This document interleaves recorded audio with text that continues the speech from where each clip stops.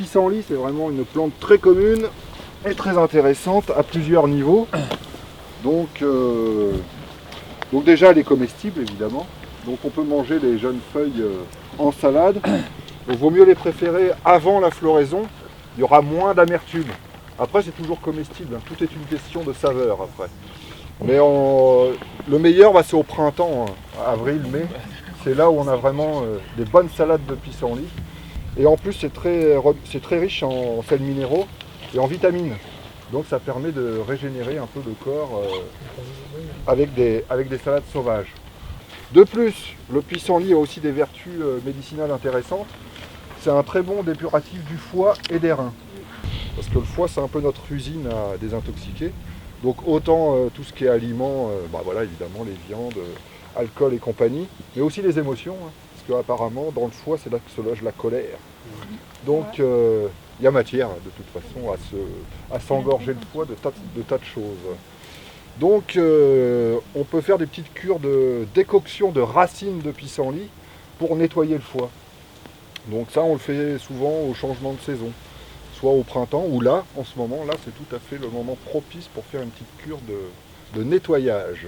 Donc la décoction, c'est-à-dire que vu que c'est les racines, les parties dures de la plante, on dit souvent les racines, les graines ou l'écorce pour les arbres, on fait une décoction. Donc pour ceux qui ne sauraient pas trop, l'infusion, on plonge soit les feuilles ou les fleurs dans l'eau bouillante, on laisse infuser 10 minutes, et la décoction, on laisse bouillir l'eau pendant un quart d'heure, pour que les principes actifs se dissolvent bien. Après, il y a des périodes aussi où la racine est plus riche. C'est à l'automne et au tout début de printemps. Toutes les réserves de la plante vont dans les racines, quoi. C'est vrai un peu pour toutes les racines d'ailleurs. Moi je dirais pour un litre, je mets à peu près 20 grammes de racines, on va dire. Voilà, pour donner un ordre d'idée. Mais moi je calcule pas, hein. Quand je fais, je mets une petite poignée, et puis pouf, dans un litre, et voilà. Après c'est surtout au goût, hein. Si c'est trop amer, c'est pratiquement imbuvable, quoi. Alors l'idéal c'est 21 jours. L'idéal. Et un litre, à raison d'un litre par jour. Ça peut être 1 litre par jour, peut-être un peu moins quand même, hein. Un demi-litre déjà c'est pas mal. Et le mieux c'est de le prendre à jeun le matin. Là, un grand verre le matin. C'est là où le corps va mieux assimiler et l'effet désintoxicant va mieux marcher. Et puis après l'essentiel quand on fait une cure c'est de ne pas manger plein de viande à côté et tout ça. Je dis ça, c'est tout bête, hein, mais voilà quoi. Et boire 5 bières par jour, quoi. Ça sert à rien. Et sinon, avec les fleurs, hein, ce qui est intéressant, on peut faire aussi pas mal de préparations. Donc là c'est plus au niveau dégustatif, on va dire. On fait ce qu'on appelle le miel de pissenlit. En fait c'est une confiture de pissenlit. Et puis on peut faire aussi des vins de pissenlit, enfin c'est des tas de macérations.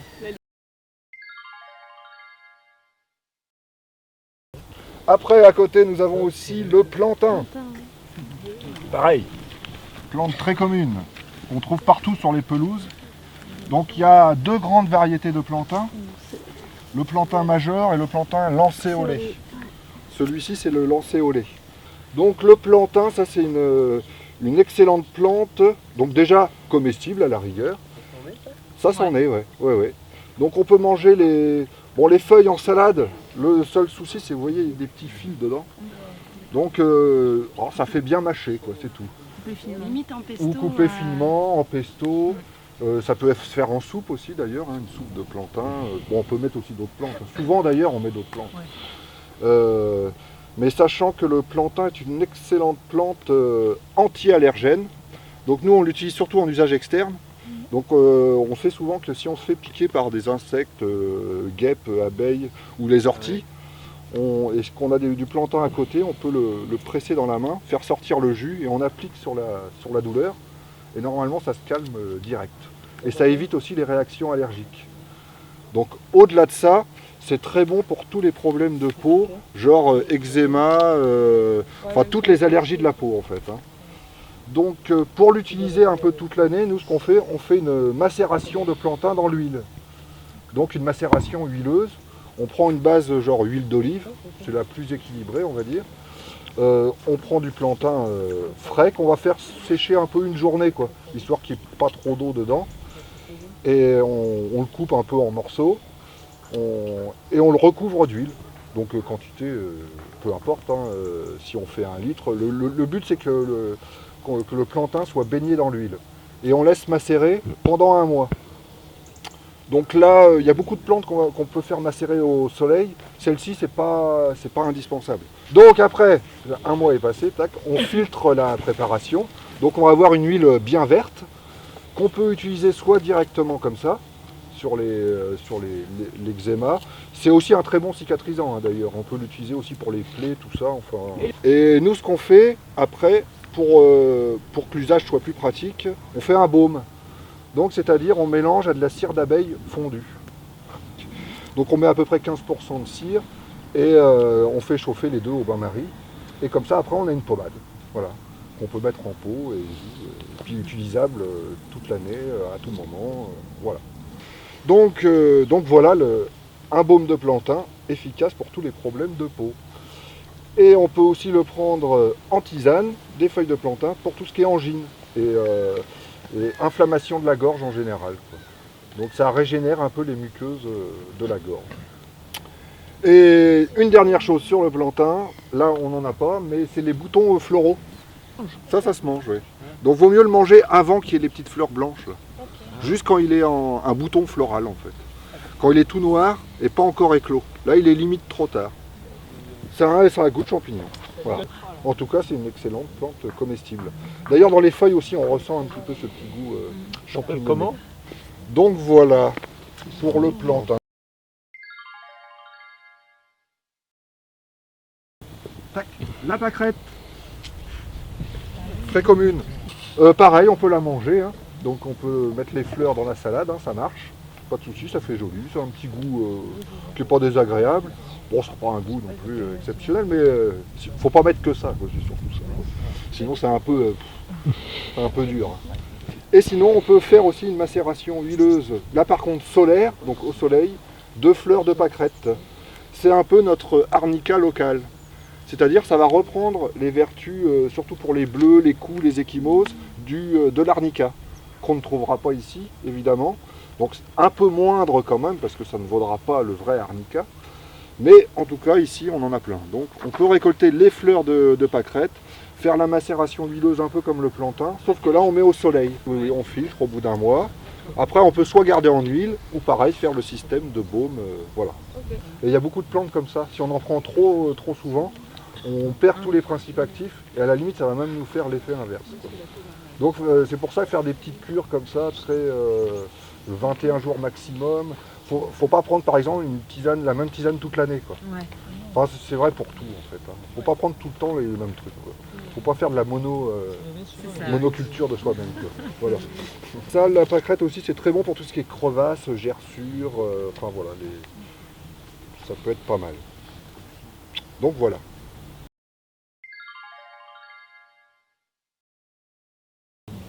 Notre ami l'ortie, qui commence à être bien connu. Donc ça pareil, hein, excellent comestible. Donc ça on le mange plutôt cuit. On peut le manger cru, hein, faut bien soit bien la couper en petits morceaux, ou soit la plier dans tous les sens, pour pas que ça pique dans la bouche. Quoi. Donc, mais sinon la soupe d'ortie, hein, tout simplement. Alors là, au printemps surtout, quand il y a des belles... Bon là, on est un peu dans un deuxième printemps, parce qu'il y a une deuxième repousse, vu qu'il fait beau en plus. Donc là, c'est des belles... Ça, on pourrait récolter ça, c'est très bon. Il faut cueillir avant la floraison, quoi. C'est meilleur, quoi. C'est vraiment plus riche en sels minéraux. Car l'ortie est une plante très intéressante comme reminéralisante. Elle est vraiment très riche en magnésium, en fer surtout. Très riche en fer. Magnésium, fer, potassium. Quoi. Donc c'est vraiment une plante reminéralisante. Et en plus, ça nettoie le sang. Donc c'est une plante qui régénère le sang en fait. Dépuratif du sang. En fait, si on regarde la composition chimique de l'ortie et qu'on regarde la composition du sang humain par exemple, c'est très proche en fait au niveau moléculaire. C'est assez proche quoi. Donc c'est vraiment une très bonne plante pour le sang. Ça aide aussi à la circulation sanguine. D'ailleurs, c'est pour ça qu'avant, ils se fouettaient aux orties pour la circulation antirhumatismale. Quoi. Bon, après, ça pique un peu, hein. On n'est pas obligé d'y aller jusque-là. Une bonne soupe d'ortie, c'est très bien. C'est vraiment... Donc quand on disait qu'il ne fallait pas jeter le bébé dans les orties, c'était faux. Quoi. Pour ces rhumatismes, ça aurait été très bien. Au contraire, ça régénère. Quoi. C'est revitalisant. Quoi. Et en plus, c'est une plante qui est très commune. Ouais. Et en plus, là où il y en a plein. Quoi. Donc je pense qu'on se prive de quelque chose d'assez formidable. Enfin déjà, avec tout ça, là, il y a déjà de quoi... pas forcément en manger tout le temps, c'est pas le but de manger que ça non plus. Mais à certaines périodes. Faire une petite, pendant une semaine, manger ça. C'est vraiment, c'est assez nutritif en plus, quoi. C'est surtout au niveau vitamines et sels minéraux, les plantes sauvages sont beaucoup plus riches que les légumes. Encore plus les légumes d'aujourd'hui. Ah oui, en tisane aussi, bien sûr, hein, tisane d'ortie, oui. Là, en ce moment, par exemple, ça peut être tout à fait intéressant. Et fraîche aussi. Alors fraîche ou sèche. Bah, si on en veut toute l'année, il faut quand même en faire sécher un peu, quoi. Parce qu'il y a quand même une période où elles sont moins belles. Il y a plus de vitamines en sec. En sec, on en garde quand même. C'est pas forcément... Si c'est bien séché, tout ça, si, ça garde quand même pas mal. Bah, l'idéal, c'est sur des clés un peu à l'ombre. Ouais. Et à une température entre 20 et 30, quoi, à peu près. Quoi. Okay. Pas que ce soit trop chaud, et puis il faut laisser sécher tranquillement. Après, on peut faire aussi des pestos d'ortie, tout ça. Enfin. Après, c'est des recettes de cuisine. Mais bon, après, ça fait les deux à la fois. Quoi. Donc voilà.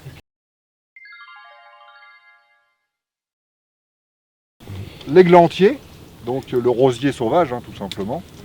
Donc il nous fait des belles petites roses. Et qui fait aussi des... Il y en avait qu'un. Presque, ouais.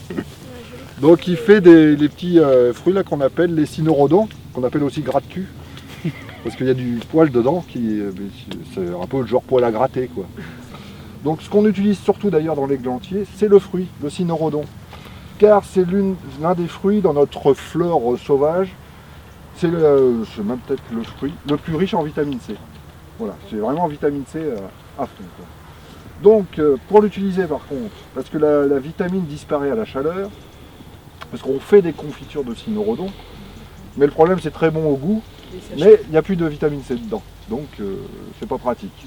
Donc pour la récolte déjà, il faut attendre que le fruit soit mou. Là il est dur, donc souvent ça ramollit avec quand il commence à geler la nuit, tout ça, à partir de novembre-décembre en fait. C'est vraiment un fruit d'hiver, quoi. Donc ça c'est vraiment, c'est bien fait, quoi, parce que c'est justement à ce moment-là qu'on a besoin de vitamine C.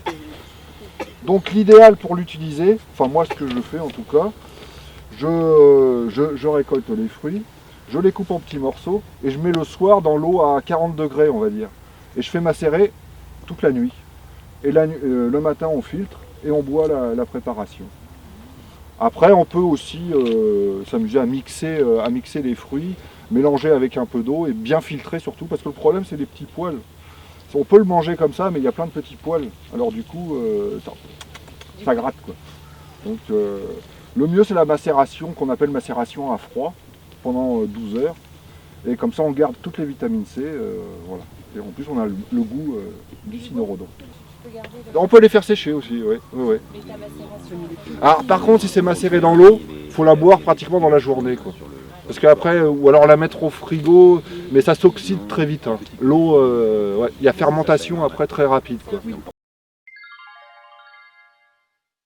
Je pars sur la ronce alors.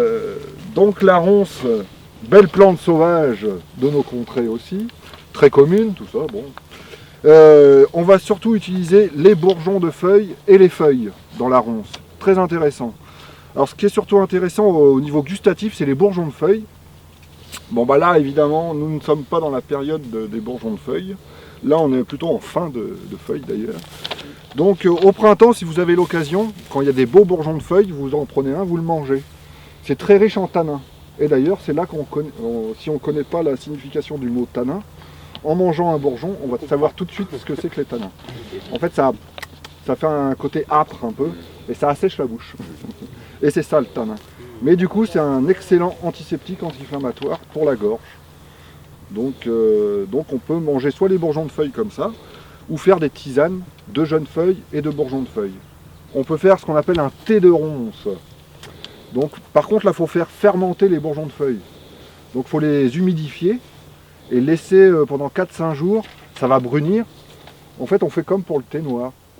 Du thé vert, on passe au thé noir par fermentation. Et du coup, ça va faire ressortir un goût fruité. Le goût de la mûre, justement. Donc, si on veut vraiment l'aspect médicinal, on prend toutes les jeunes feuilles de ronces. Et là, c'est beaucoup plus rapide, facile à faire sécher. Et là, on aura vraiment une bonne préparation pour la gorge, quoi, pour tout ce qui est angine, tout ça. Donc voilà. Et accessoirement, on peut manger des fruits, hein, c'est très agréable. Très riche aussi en vitamines, d'ailleurs. Enfin, tous les fruits sauvages, d'ailleurs. Et donc voilà.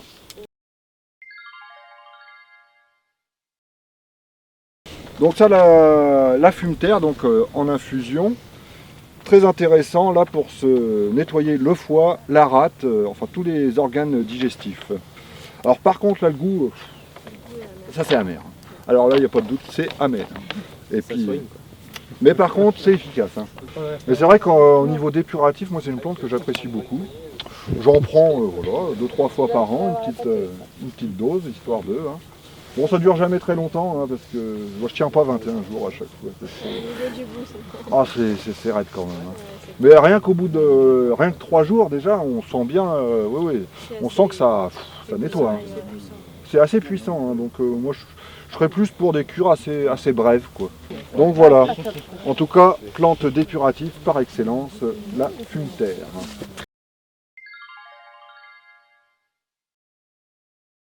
Donc moi dans le sureau, j'utilise surtout les fleurs au mois de mai, quand il y a les belles fleurs odorantes. Donc on connaît bien la limonade de sureau, tout ça, les préparations, ça fait des bonnes boissons désaltérantes et agréables au goût.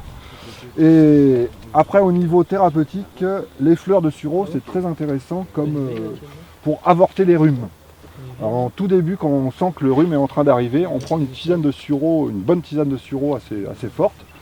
Et ça fait transpirer en fait, donc c'est sudorifique. Et du coup ça fait sortir un petit peu les toxines, surtout au niveau respiratoire, quoi.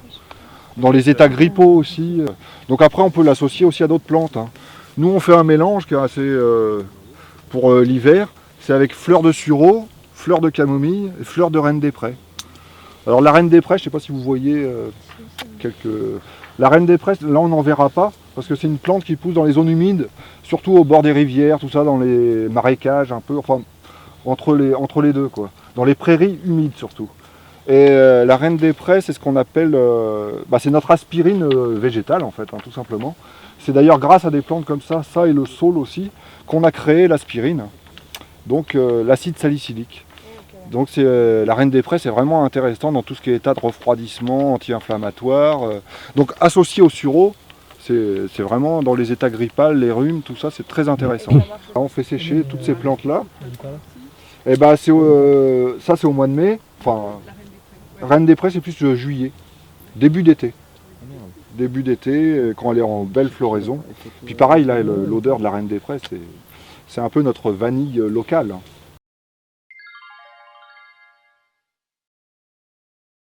Sauf que là, on ne va pas manger le radis, la racine, mais on va manger les feuilles. Mais un petit peu, hein, pas tout. Ah bah c'est de la famille de la moutarde. C'est vraiment une cousine. Hein. Ouais, c'est bon, ouais. Sauf que la moutarde, les feuilles, elles n'ont pas cette saveur-là. Moi, c'est celle que je trouve la plus gustativement parlant intéressante. Donc là, c'est les feuilles hein, qui sont intéressantes. Donc riche en soufre, c'est ça qui donne ce goût, comme la moutarde, tout ça. Hein. Donc très bon pour tout ce qui est respiratoire d'ailleurs. Hein. Ça nettoie les bronches, tout ça. Après, en manger cru comme ça, c'est encore. Par exemple, avec les salades là. Avec le pissenlit, tout ça, t'en cisèles une feuille et ça va te donner la sauce. Voilà.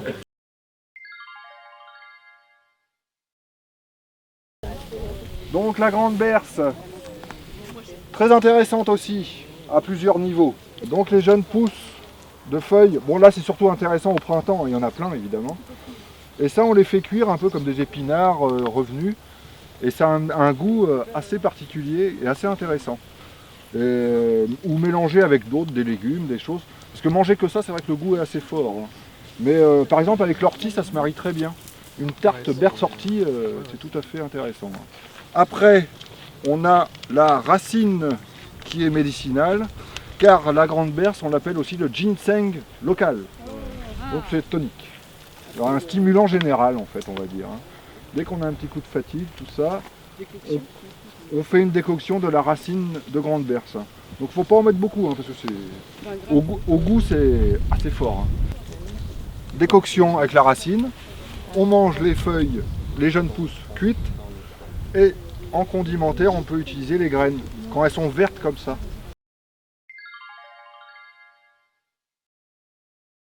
C'est pas de l'ortie, et Pierre des Bois. Donc là ce qui est intéressant, c'est les feuilles qui sont comestibles. Alors plutôt cuites, parce que crues, elles ont une odeur très particulière. Alors ce qui est intéressant, c'est quand on la fait un peu cuire, donc soit à la vapeur ou revenu dans une poêle, et bien pareil, ça va nous prendre un petit goût de cèpe. Donc une poêlée de champignons sans champignons.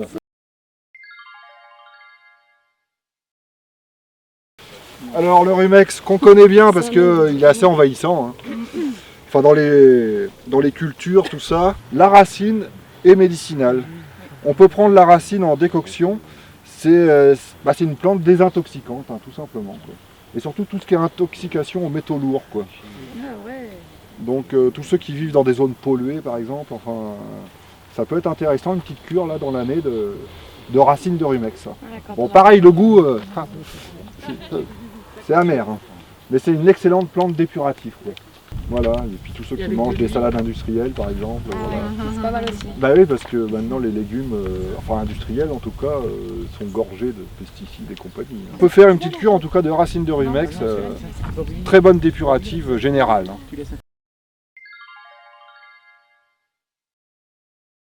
Donc ce qui est intéressant dans l'aubépine, on va commencer par au printemps, c'est les fleurs d'aubépine. Car au niveau médicinal, c'est vraiment les tisanes d'aubépine, de fleurs d'aubépine, sont très intéressantes pour apaiser le cœur en fait, tout simplement. C'est vraiment la tisane du cœur. Quoi. Pour tous ceux qui ont des problèmes cardiaques, ou le cœur qui s'emballe un peu, enfin tout ce qui est aussi stress nerveux, l'aubépine c'est vraiment une très très bonne plante. Donc là on fait sécher les fleurs au printemps, et après on peut prendre en tisane. Donc là par contre il va falloir des cures assez longues, car ça n'agit qu'au bout de 3 semaines. Donc là par contre du coup faut en prendre pendant au moins minimum 3 semaines. Quoi. Alors par contre pour la récolte c'est assez délicat, parce qu'il faut prendre les fleurs quand elles sont juste en bouton, quand elles vont s'ouvrir pratiquement dans la journée. Donc la récolte ça se joue sur 3 jours, quoi. Parce que ça passe très vite. Quoi. Donc il faut choisir le bon moment, qu'il fasse beau et récolter tout. Voilà.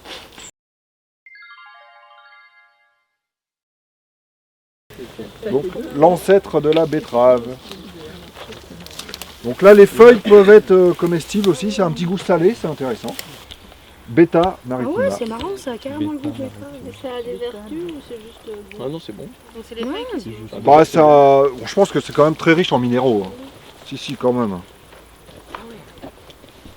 C'est une très bonne plante, reminéralisante, vitamines aussi, tout ça c'est riche.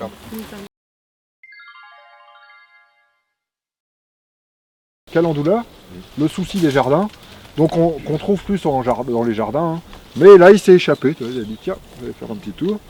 Et ça c'est vraiment une très bonne plante, donc là encore une fois, j'en reviens au début pour nos macérations huileuses, le calendula c'est génial, ça c'est vraiment, là on fait un petit peu un baume multifonction avec le calendula. Avec la fleur. Avec ça, la fleur. Alors plutôt les variétés à fleurs orange d'ailleurs, qui sont plus, voilà. Donc c'est un excellent cicatrisant. Alors là, vraiment, pour tous les problèmes de peau en général, ça va avoir un peu les vertus du plantain, mais avec encore plus l'aspect cicatrisant. Quoi. Donc on peut en mettre sur le visage, pour les mains sèches, les crevasses, les gerçures. On fait la macération huileuse, et on peut faire un baume de calendula. Alors ça c'est bien pour le baume un peu pour tous les problèmes qu'on peut avoir avec la peau. Quoi. Alors là vraiment c'est baume de premier ordre je dirais. Si on a des calendulas dans son jardin, enfin voilà. autant faire un truc avec. Hein. Et même en tisane aussi, c'est cicatrisant pour les muqueuses intestinales, tout ça, pour tous ceux, les ulcères par exemple, les choses comme ça. Et une photo, Ouais, c'est les bien, fleurs au en moins, tu tisane, laisses c'est au très temps que ça intéressant passe. aussi hein, pour Bah non, là, je la régénérer garde, les je vais mettre muqueuses en En intestinales, interne, tout après une ça. opération, Si genre, j'ai un doute. Ouais, après après, l'appendicite ou un truc comme ça. voilà, tout ce qui est pour réparer l'intérieur, pour cicatriser, que ce soit à l'intérieur ou à l'extérieur.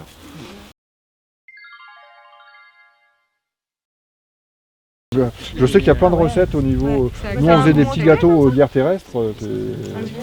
C'est très aromatique, très intéressant. Et sinon en tisane, c'est très bon pour les bronchites. Les feuilles ou Comme les expectorant, les fleurs. Enfin, je dirais feuilles et fleurs. C'est encore le mieux, comme ça on est sûr. expectorants? Ouais, très bon pour les bronchites de printemps. D'ailleurs, ils poussent au printemps. Donc, et c'est mieux de l'utiliser frais en plus. Ouais.